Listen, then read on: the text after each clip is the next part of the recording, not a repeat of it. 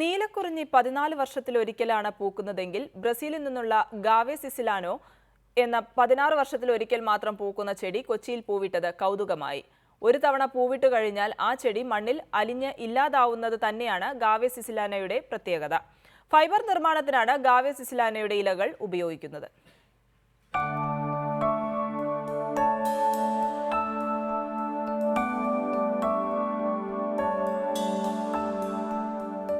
Kochi Pottakuzhi Teresa സ്പാനിലാണ് അപൂർവേനം ചെടി പൂവിട്ടത്. ശാസ്ത്രീയ നാമം ഗാവേ സിസിലാന.